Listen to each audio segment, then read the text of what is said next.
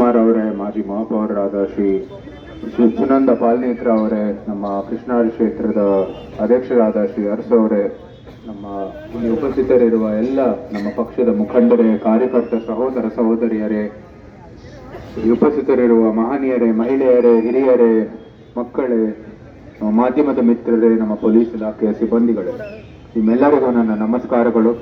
ಎಲ್ಲರಿಗೂ ಗೊತ್ತಿರೋ ಹಾಗೆ ನಿಮ್ಮ ಮೈಸೂರು ಹಾಗೂ ಕೊಡಗು ಕ್ಷೇತ್ರದ ಬಿಜೆಪಿ ಹಾಗೂ JDS ಅಭ್ಯರ್ಥಿಯಾಗಿದ್ದೀನಿ. ಇವತ್ತು ತಮ್ಮ ವಿವೇಕಾನಂದ ಸರ್ಕಲ್ ಅಲ್ಲಿ ಮತಯಾಚನೆಗಾಗಿ ಇವತ್ತು ನಿರಂತರವಾಗಿ ಅಭಿಯಾನ ನಡೀತಾ ಇದೆ. ಇವತ್ತು ತಮ್ಮ ಸಾಯಂಕಾಲ ಇವಲ್ಲಿ ಈ ಸ್ಥಳಕ್ಕೆ ಬಂದಿದ್ದೀವಿ. ನನ್ನ ಸೂಚನೆ ಬಂದ ಕ್ಷಣಕ್ಕೇನೆ ಹಲವಾರು ಪ್ರಶ್ನೆಗಳು ಬಂದಿತ್ತು ಅಭ್ಯರ್ಥಿ ಬಗ್ಗೆ. ಅರಮನೆಯ ಒಂದು ವಾತಾವರಣದಲ್ಲಿ ಬೆಳೆದಿರೋರು ಜನರ ಸಂಕಷ್ಟಗಳನ್ನು ಹೇಗೆ ಬಂದು ಪರಿಹರಿಸ್ತಾನೆ ಅಂತ. ಮೈಸೂರು ಸಂಸ್ಥಾನದ ಕಾಲದಲ್ಲಿ ಮೈಸೂರಿನ ಅರಸರು ಅರಮನೆಯಲ್ಲೇ ವಾಸವಾಗ್ತಾ ಇದ್ರು. ಆದರೆ ಅವರು ಯಾವ ತತ್ವದೊಂದಿಗೆ ಕೆಲಸ ಮಾಡ್ತಾ ಇದ್ರು ಅಂದ್ರೆ, ಪ್ರತಿಯೊಬ್ಬರ ಮನೆಗೂ ಕೂಡ ಅವರೇ ಯಜಮಾನರಾಗಿ ಆ ನಿಟ್ಟಿನಲ್ಲಿ ಅವರು ಕೆಲಸವನ್ನು ಮಾಡ್ತಾ ಇದ್ರು. ಆ ದೃಷ್ಟಿಯೊಂದಿಗೆ ಅವರು ಕೆಲಸವನ್ನು ಮಾಡ್ತಾ ಇದ್ರು. ಅದೇ ರೀತಿ ಇವತ್ತಿನ ವ್ಯವಸ್ಥೆಯಲ್ಲಿ ನಿಮ್ಮೆಲ್ಲರ ಮನೆ ಮಗ ಆಗಿ ಕೆಲಸ ಮಾಡುವಂಥದ್ದು ಅವಕಾಶ ಈಗ ಒಂದು ಸೌಭಾಗ್ಯ ಸಿಕ್ಕಿದೆ. ನೀವೆಲ್ಲರೂ ಅದೇ ರೀತಿ ನಿಮ್ಮ ಮನೆ ಮಗ ಆಗಿ, ನಿಮ್ಮ ಮನೆಯ ಒಂದು ಸಹೋದರರಾಗಿ ನೀವು ಸ್ವೀಕರಿಸಿದ್ದೀರಾ, ಸ್ವಾಗತಿಸಿದ್ದೀರಾ. ಕಳೆದ 9 ವರ್ಷದಲ್ಲಿ ನೀವು ನಮ್ಮನ್ನ ನೋಡ್ಕೊಂಡಿದ್ದೀರಾ. ಮೈಸೂರಿನ ಅನೇಕ ಚಟುವಟಿಕೆಗಳಿರ್ಬೋದು, ಸಮಾಜಮುಖಿ ಕೆಲಸಗಳಿರ್ಬೋದು, ನಮ್ಮ ಲರ್ನ್ ಫ್ರಮ್ ಮಹಾರಾಜ, ನಮ್ಮ ಸರ್ಕಾರಿ ಶಾಲೆಗಳಿರ್ಬೋದು, ಸ್ವಚ್ಛ ಭಾರತ್ ಅಭಿಯಾನ ಇರ್ಬೋದು, ದೇವರಾಜ ಮಾರ್ಕೆಟ್ ಉಳಿಸಿ ಇರ್ಬೋದು, ಚಾಮುಂಡಿ ಬೆಟ್ಟ ಉಳಿಸಿ ಹೋರಾಟ ಇರ್ಬೋದು, ಅನೇಕ ಒಂದು ಪ್ರತಿಭಟನೆಗಳು, ಕಾರ್ಯಕ್ರಮಗಳು, ಧಾರ್ಮಿಕ ಕಾರ್ಯಕ್ರಮಗಳು ಎಲ್ಲರೂ ನೀವು ಸ್ವಾಗತಿಸಿದ್ದೀರಾ, ನಮ್ಮನ್ನ ನೋಡ್ಕೊಂಡಿದ್ದೀರಾ. ಅದಕ್ಕೆ ನಾನೇ ಚಿರಋಣಿ ಆಗಿದ್ದೀನಿ. ಆ ಋಣವನ್ನು ತೀರಿಸಲಿಕ್ಕೆ ನಾನು ಇವತ್ತು ನಿಮ್ಮ ಮುಂದೆ ಈ ಅವಕಾಶಕ್ಕಾಗಿ ನಾನು ಕೇಳ್ತಾ ಇರೋದು.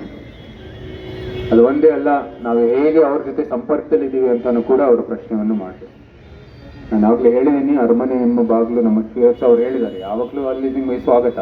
ಆದರೆ ಸಂಸದನಾಗಿ ಆ ಕೆಲಸಕ್ಕಾಗಿ ನಮ್ದು ಕಚೇರಿ ಆಗ್ಲೇ ತೆಗ್ದಾಗಿದೆ, ಒಂದು ಬಿಡುಗಡೆ ಮಾಡಿದ್ದೀವಿ, ಉದ್ಘಾಟನೆ ಮಾಡಿದ್ದೀವಿ. ಅಲ್ಲಿ ಬಂದು ತಾವೆಲ್ಲರೂ ನಿಮ್ಮದೇ ಕಚೇರಿ ಅಂತ ಅನ್ಕೊಂಡು, ಸಾರ್ವಜನಿಕರ ಕಚೇರಿ ಆಗಲಿ, ಅದು ಕಾರ್ಯಕರ್ತರ ಕಚೇರಿ ಆಗಲಿ, ಅಲ್ಲಿ ಬಂದು ನಿಮ್ಮ ಸಮಸ್ಯೆಗಳು ಇರ್ಬೋದು, ಪ್ರಶ್ನೆಗಳು ಇರ್ಬೋದು, ಎಲ್ಲನೂ ಬಂದು ಮಂಡಿಸಿ, ನಿಮ್ಮ ಸಲಹೆ ಇರ್ಬೋದು, ಅದರ ಮೂಲಕ ನಾವು ಎಲ್ಲರೂ ಈ ಶ್ರೇಷ್ಠ ಭಾರತ ನಿರ್ಮಾಣಕ್ಕಾಗಿ ಕೈ ಜೋಡಿಸೋಣ, ಮುಂದುವರಿಯೋಣ. ಕಳೆದ 10 ವರ್ಷದಲ್ಲಿ ನಮ್ಮ ಪ್ರಧಾನಮಂತ್ರಿ ಅವರು ಏನೇನು ಕೆಲಸ ಮಾಡಿದ್ದಾರೆ ನಿಮ್ಮ ಕಣ್ಣು ಮುಂದೆನೇ ಇದೆ. ಕೆಲವು ಉದಾಹರಣೆಗಳು ಹೇಳಬೇಕಂದ್ರೆ, ರಾಷ್ಟ್ರೀಯ ಹೆದ್ದಾರಿಗಳು 2014ರಲ್ಲಿ ಬರೀ 96,000 ಅಷ್ಟು ಕಿಲೋಮೀಟರ್ಗಳನ್ನು ನಿರ್ಮಾಣ ಮಾಡಿದರು. ಇವತ್ತು 1.5 ಲಕ್ಷ ಕಿಲೋಮೀಟರ್ಗಳನ್ನು ನಿರ್ಮಾಣ ಮಾಡಲಾಗಿದೆ. ವಂದೇ ಭಾರತ್ಗಳು 2014ರಲ್ಲಿ 0, ಇವತ್ತು 41. 2014ರಲ್ಲಿ ಬರೀ 7 ನಗರದಲ್ಲಿ ಮೆಟ್ರೋ ಇತ್ತು, ಇವತ್ತು 22 ನಗರದಲ್ಲಿ ಮೆಟ್ರೋ ಇದೆ. 2014ರಲ್ಲಿ ರೈಲ್ವೆ ಲೈನ್ ಎಲೆಕ್ಟ್ರಿಫಿಕೇಶನ್ ಬರೀ 20,000 ಕಿಲೋಮೀಟರ್ ಆಗಿತ್ತು, ಇವತ್ತು ಬಹುತೇಕ ಶೇಕಡ 100% ಎಲೆಕ್ಟ್ರಿಫಿಕೇಶನ್ ಮುಗಿದೋಗಿದೆ. ನಮ್ಮ ವಿಶ್ವವಿದ್ಯಾನಿಲಯಗಳು 400 ಇದ್ದಿದ್ದು 2014ರಲ್ಲಿ, ಇವತ್ತು 1000ಗಿಂತ ಹೆಚ್ಚಾಗಿದೆ. ಮೆಡಿಕಲ್ ಕಾಲೇಜ್ಗಳಲ್ಲಿ 384 ಇದ್ದಿದ್ದು, ಇವತ್ತು 700ಗಿಂತ ಹೆಚ್ಚು ಮೆಡಿಕಲ್ ಕಾಲೇಜ್ ಆಗಿದ್ದಾವೆ. ಏಮ್ಸ್ಗಳು 7 ಇದ್ದಿದ್ದು 20ಕ್ಕಿಂತ ಹೆಚ್ಚಾಗಿದೆ. ಎಲ್ಲ ರೀತಿಯ ಒಂದು ಹೊಲಿಸ್ಟಿಕ್ ಆದ ಡೆವಲಪ್ಮೆಂಟ್ ನಮ್ಮ ಪ್ರಧಾನಮಂತ್ರಿಯವರು ಮಾಡ್ತಾ ಇದ್ದಾರೆ. ಅದು ಒಂದೇ ಅಲ್ಲ, ಸಮಾಜದ ಪರಿಸ್ಥಿತಿ ಉತ್ತಮಗೊಳಿಸುವುದಕ್ಕಾಗಿ ಜಲ್ ಜೀವನ್ ಮಿಷನ್ ಇರ್ಬೋದು, ಜನೌಷಧಿ ಕೇಂದ್ರಗಳಿರ್ಬೋದು, ಹೃದಯ ಸ್ಕೀಮ್ ಇರಬೇಕು, ಅನೇಕ ಯೋಜನೆಗಳ ಮೂಲಕ ಇಡೀ ಸಮಾಜವನ್ನು ಮುಂದುವರಿತಾ ಬಂದಿದೆ. ಒಂದೇ ಅಲ್ಲ, ನಾವು ಉದ್ಯೋಗದ ಆಕಾಂಕ್ಷಿಗಳೆಲ್ಲ ಉದ್ಯೋಗದ ಸೃಷ್ಟಿಕರ್ತರಾಗಬೇಕು. ಮಹಿಳೆಯರು, ಯುವಕರು, ಹಿಂದುಳಿದ ವರ್ಗದಂತ ಸ್ಟ್ಯಾಂಡ್ ಅಪ್ ಇಂಡಿಯಾ ಮೂಲಕ ಬಹಳಷ್ಟು ಪ್ರೋತ್ಸಾಹವನ್ನು ಕೊಟ್ಟಿದ್ದಾರೆ. ಮುದ್ರಾ ಯೋಜನಾದಲ್ಲಿ ಎಲ್ಲರಿಗೂ ಲಭ್ಯವಾಗಿ ಒಂದು ಚಿಕ್ಕ ಸಾಲವನ್ನು ಕೂಡ ಎಲ್ಲರಿಗೂ ಲಭ್ಯವಿದೆ. ಅದರ ಮೂಲಕ ಎಷ್ಟು ಸಣ್ಣ ವ್ಯಾಪಾರಗಳನ್ನು ತಮ್ಮ ವ್ಯಾಪಾರವನ್ನು ಶುರು ಮಾಡಿ ಸ್ವಾವಲಂಬಿತವಾಗಿ ಬದುಕ್ತಾ ಇದ್ದಾರೆ. ನಮ್ಮ ಭಾರತದ ಸಂರಕ್ಷಣೆಯಲ್ಲಿ ಯಾರು ಪ್ರಶ್ನೆ ಮಾಡೋಕ್ಕಾಗಲ್ಲ. ನಮ್ಮ ರಾಮ ಮಂದಿರ ಪುನರ್ ನಿರ್ಮಾಣ ಮಾಡಿ ನಮ್ಮ ಮೈಸೂರಿಂದಾನೇ ನಮ್ಮ ಬಾಲರಾಮವನ್ನು ಕಳಿಸಿಕೊಟ್ಟಿದ್ದಾರೆ. ಆರ್ಟಿಕಲ್ 370 ರದ್ದು ಮಾಡಿದರೆ. ಕಾಶಿ ವಿಶ್ವನಾಥನ ಜೀರ್ಣೋದ್ಧಾರ ಆಗಿದೆ. ಮೈಸೂರೇ ಒಂದು ದೊಡ್ಡ ಉದಾಹರಣೆ. ಅಂತಾರಾಷ್ಟ್ರೀಯ ಯೋಗ ದಿನಾಚರಣೆ ನಮ್ಮ ಮೈಸೂರು ಅರಮನೆ ಮುಂದೆನೆ ಬಂದು ಆಚರಿಸಿ, ಯೋಗದ ತತ್ವಿಕ ಆಧಾರ ಇಡೀ ವಿಶ್ವಕ್ಕೆ ಲಾಭ ಆಗುತ್ತೆ ಅಂತ ಅದು ಸಾಫ್ಟ್ ಪವರ್ ಆಗಿ ಬಳಸ್ತಾ ಇರೋದು ನಮ್ಮ ಪ್ರಧಾನಮಂತ್ರಿ. ಮೈಸೂರು ಆಧುನಿಕ ಯೋಗ ಮೈಸೂರಲ್ಲೇ ಉದ್ಭವ ಆಗಿದ್ದು, ಅದಕ್ಕೆ ಒಂದು ರೆಕಗ್ನಿಷನ್ ಕೊಟ್ಟು ನಮ್ಮ ಇಡೀ ಭಾರತದ ತಾತ್ವಿಕ ಆಧಾರ ಏನಿದೆ, ತತ್ವಶಾಸ್ತ್ರ ಏನಿದೆ, ತಾತ್ವಶಾಸ್ತ್ರ ಏನಿದೆ, ಅದು ವಿಶ್ವಕ್ಕೆ ಲಾಭ ಆಗಬೇಕು, ಆ ಉದ್ದೇಶದಿಂದ ಕೆಲಸ ಮಾಡ್ತಿದೆ. ಅವರ ನಾಯಕತ್ವ ಬರೀ ನಮ್ಮ ಭಾರತಕ್ಕಲ್ಲ ಇಡೀ ವಿಶ್ವಕ್ಕೆ ಅದು ಲಾಭ ಆಗ್ತಾ ಇದೆ. G20ನ ಪ್ರೆಸಿಡೆನ್ಸಿ ಭಾರತಕ್ಕೆ ಬಂದಿದೆ. ಅನೇಕ ಇಂಥ ಸಾಧನೆಗಳಿದ್ರು ಸಹ ಅವ್ರು ಹೇಳಿದ್ದಾರೆ ಇದು ಬರೀ ನಮ್ಮ ಟ್ರೇಲರ್ ಅಂತ. ಮುಂಬರುವ ವರ್ಷಗಳಲ್ಲಿ ವಿಕಸಿತ ಭಾರತ 2047 ಅದು ಪ್ರಧಾನಮಂತ್ರಿ ಅವರ ದೃಷ್ಟಿ. ವಿರೋಧ ಪಕ್ಷಗಳು ನಾಳೆ ಏನ್ ಮಾಡಬೇಕು ಅಂತ ಅವರು ಒಂದು ರೀತಿಯ ಕಲ್ಪನೆನೇ ಇಲ್ಲ. ಪ್ರಧಾನಮಂತ್ರಿ ಅವರು 23 ವರ್ಷ ಮುಂದೆ ಪಾಶ್ಚಾತ್ಯ ದೇಶಕ್ಕಿಂತ ಹೆಚ್ಚಾಗಿ ನಾವು ಭಾರತ ಅಭಿವೃದ್ಧಿ ಆಗಬೇಕು ಆ ನಿಟ್ಟಿನಲ್ಲಿ ಅವರು ಕೆಲಸವನ್ನು ಮಾಡ್ತಾ ಇದ್ದಾರೆ. ಎಲ್ಲ ಶ್ಲಾಘನೀಯ ಕೆಲಸಕ್ಕೆ ತಮ್ಮೆಲ್ಲರೂ ತಮ್ಮ ಮತವನ್ನು ನೀಡಬೇಕು. ಕಳೆದ 10 ವರ್ಷದ ಕೆಲಸ ನಿಮ್ಮ ಮತದ ಮೂಲಕ ಆಗಿರೋದು. ನಿಮ್ಮಲ್ಲಿರೋ ಶಕ್ತಿ ಅದು, ನಿಮ್ಮಲ್ಲಿರೋ ಶಕ್ತಿ, ನಿಮ್ಮಲ್ಲಿರೋ ಹಕ್ಕು, ಅದರ ಮೂಲಕ ನಮ್ಮ ಪ್ರಧಾನಮಂತ್ರಿ ಅವರ ಕೈ ಬಲಪಡಿಸಿದ್ದಾರೆ. ಹಲವಾರು ಯೋಜನೆಗಳನ್ನು, ಅಭಿವೃದ್ಧಿ ಕೆಲಸಗಳನ್ನು ನಮ್ಮೆಲ್ಲರಿಗೂ ಕೊಟ್ಟಿದ್ದಾರೆ. ಅದೇ ರೀತಿ ಇನ್ನೂ ನಾವು ಶ್ರೇಷ್ಠ ಭಾರತ ನಿರ್ಮಾಣಕ್ಕಾಗಿ ನಾವು ಮುಂದುವರಿಬೇಕಾಗಿದೆ. ಭಾರತಕ್ಕೋಸ್ಕರ ಭಾರತೀಯರಾಗಿ ಪ್ರತಿಯೊಬ್ಬರು ಒಗ್ಗಟ್ಟಾಗಿ ನಿಂತು ಈ ಭಾರತವನ್ನು ಅದರ ಒಂದು ಶ್ರೇಷ್ಠತೆಗಾಗಿ ನಾವೆಲ್ಲರೂ ಕೆಲಸವನ್ನು ಮಾಡಬೇಕಾಗಿರೋದು ನಮ್ಮ ಕರ್ತವ್ಯ. ಅದಕ್ಕಾಗಿ ನೀವೆಲ್ಲರೂ ಬಹಳ ಉತ್ಸಾಹದಿಂದ ಇವತ್ತು ತಮ್ಮ ವಿವೇಕಾನಂದ ಸರ್ಕಲದಲ್ಲಿ ಈ ಕಾರ್ಯಕ್ರಮದಲ್ಲಿ ಭಾಗವಹಿಸ್ತಾ ಇದ್ದೀರಾ. ಬಹಳಷ್ಟು ಒಂದು ದೊಡ್ಡ ವಿಜೃಂಭಣೆಯೇ ಆಗಿದೆ ಅಂತ ನಾವು ಹೇಳ್ಬೋದು. ಅದೇ ರೀತಿ ಈ ಉತ್ಸಾಹವನ್ನು ನಿರಂತರವಾಗಿ 26ನೇ ತಾರೀಕುವರೆಗೂ ನಡೀಲಿ.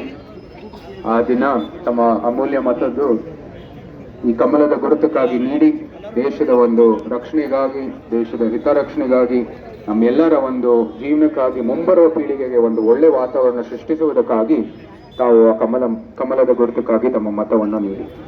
ಅಷ್ಟೇ ಹೇಳ್ತಾ ನಿನ್ನೆ ನಾವು ಯುಗಾದಿ ಹಬ್ಬವನ್ನು ಆಚರಿಸಿದ್ದೇವೆ. ಆ ಸಂದರ್ಭದಲ್ಲಿ ನಿಮ್ಮೆಲ್ಲರಿಗೂ ಒಳ್ಳೆ ಆರೋಗ್ಯ ಅಭಿವೃದ್ಧಿ ದಯಪಾಲಿಸಲಿ ಎಂದು ತಾಯಿ ಚಾಮುಂಡೇಶ್ವರಿಯಲ್ಲಿ ಪ್ರಾರ್ಥನೆ ಮಾಡ್ತೀನಿ. ಎಲ್ಲ ನಾವು ನಿಲುವುಗಳನ್ನು ಸಾಮಾನ್ಯವಾಗಿ ಸ್ವೀಕರಿಸುವಂತ ಶಕ್ತಿ ಕೊಡಲಿ ಅಂತ ತಾಯಲ್ಲಿ ಪ್ರಾರ್ಥಿಸುತ್ತಾ ಮತ್ತೊಮ್ಮೆ ನಿಮ್ಮೆಲ್ಲರಿಗೂ ನನ್ನ ಹೃತ್ಪೂರ್ವಕವಾದ ಕೃತಜ್ಞತೆಗಳನ್ನು ಸಲ್ಲಿಸುತ್ತಾ ಜೈ ಹಿಂದ್, ಜೈ ಕರ್ನಾಟಕ.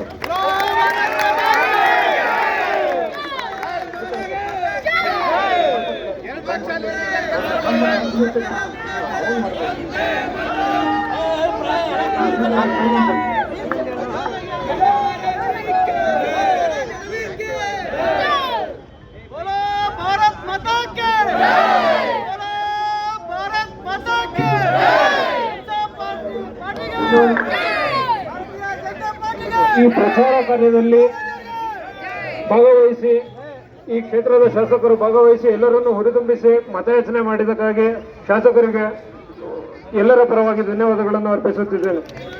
ಈ ಕ್ಷೇತ್ರದ ಅಭ್ಯರ್ಥಿಯಾಗಿರುವ ಯದುವೀರ್ ಮಹಾರಾಜರು ಮತಯಾಚನೆ ಮಾಡಿದ್ದಾರೆ. ಅವರಿಗೆ ನಿಮ್ಮೆಲ್ಲರ ಸಹಕಾರ ಮತ್ತೆ ನಿಮ್ಮ ಮತಗಳನ್ನು ನೀಡಿ ಜಯಶೀಲರನ್ನಾಗಿ ಮಾಡಬೇಕು ಅಂತ ಹೇಳಿ ಅವರಿಗೂ ನಿಮ್ಮೆಲ್ಲರ ಪರವಾಗಿ ಧನ್ಯವಾದಗಳನ್ನ ಅರ್ಪಿಸ್ತಾ ಇದ್ದೀನಿ.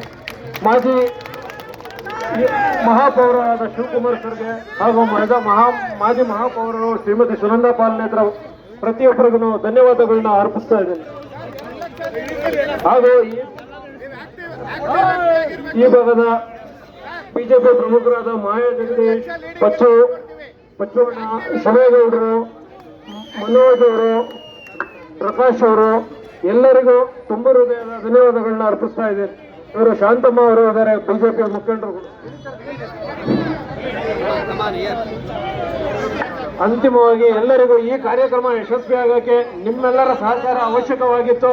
ನಿಮ್ಮ ಈ ಭಾಗವಹಿಸಿದ್ದಕ್ಕೆ ಎಲ್ರಿಗೂ ಧನ್ಯವಾದಗಳನ್ನ ಅರ್ಪಿಸ್ತಾ ಇದ್ದೀವಿ.